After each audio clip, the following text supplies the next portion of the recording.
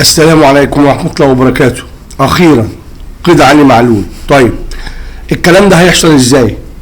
هيحصل كالآتي: امبارح كان كابتن شوبير في البرنامج بتاعه قالوا استنوا بكره في اخبار سعيده هقول لكم عليها، واذاع تقرير عن لاعب فلسطيني بيلعب في الدنمارك اسمه تامر باني، وقال حرفيا انا ما بقولش دي صفقه جايه، ده تقرير قدامي بذيعه.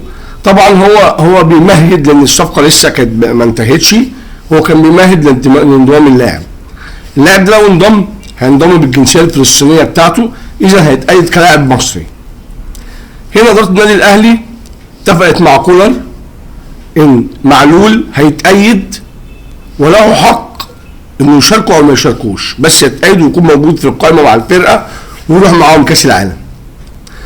بس انا عندي بقى هنا تحفظ على كولر.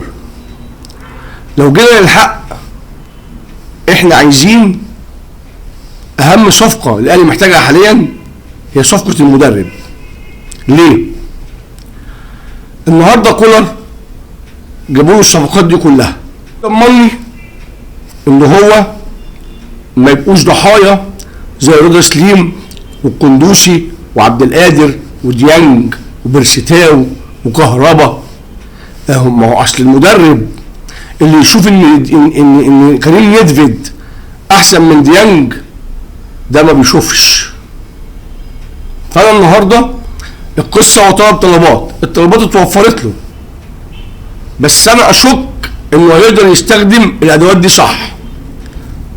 موت رضا سليم وموت القندوسي وغيره وغيره وغيره. عنده مشكله كبيره قوي. كولر بيحب ويكره موجي، والصفه دي تضيع اي فرقه.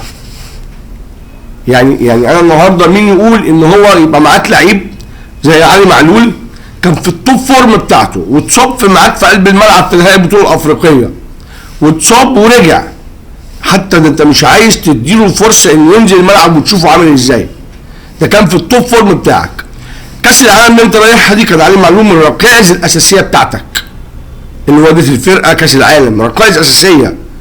لما انت النهارده تشوف ان علي معلول مش كويس وتشوف ان ديانج مش كويس وعبد القادر مش كويس والقندوسي مش كويس وبرسيتاو مش كويس، انت عندك مشكله. النادي الاهلي النهارده الاداره عملت اللي عليها، جابت له جرادي وجابت له العيش وجابت له تريزيجيه وجابت له احمد رضا وفي شادي المتولي كابتن شوبير هيعلن عنه النهارده ان شاء الله. يعني جابت لك لعيبه كتير. انت بقى هتعرف تستخدم هذه الادوات ولا هتحب وتكره؟ اصل هو لو حب وكره هتبقى مشكله. يبقى هنشوف رضا سليم جديد وقندوسي جديد وعبد القادر جديد وديانج جديد، لان هي دي النقطه. انا بشوف ان اهم حاجه الاهلي محتاجها الفتره دي، اهم حاجه صفقه مدرب. الراجل اللي هيجي يقول لي ما هو ده مش ده كولر اللي عمل، كولر لما كان كويس كان على عيننا وراسنا، لكن لما يوصل بيه الامر انه مش عارف يحط تشكيل، بيلاعب لعيبه في غير مراكزها، بيحب ويكره ويدمر لي المواهب اللي عندي، يبقى شكرا خلاص. ما هو انت طبيعي في حياتك طول ما انت كويس في شغلك انت مستمر، الدنيا معاك ما بقتش مركز وخلصت اللي عندك خلاص ما انت هتضرني.